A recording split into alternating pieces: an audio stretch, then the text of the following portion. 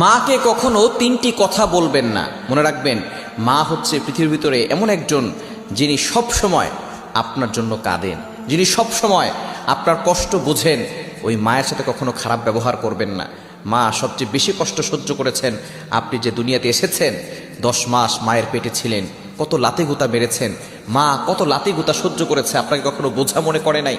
প্রসব ব্যথা যখন হয়, একটা মানুষ সর্বোচ্চ 45 ইউনিট ব্যথা সহ্য করতে পারে, কিন্তু একজন মা 57 ইউনিট ব্যথা সহ্য করে। কেন ইমাজিদের আপনি কল্পনা করতে পারছেন কতটা ব্যথা সহ্য করে, প্রসব ব্যথা সহ্য করে তারপর আপনাকে দুনিয়াতে এনেছেন।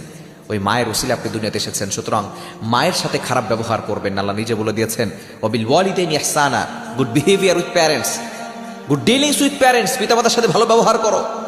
মাকে কখনো তিনটি কথা বলবেন না। নাম্বার 1, 1 নাম্বার হচ্ছে, মা যদি কোনো কিছু বলে আপনি বলবেন না তুমি কিছুই জানো না। যেই মা আপনাকে শিক্ষা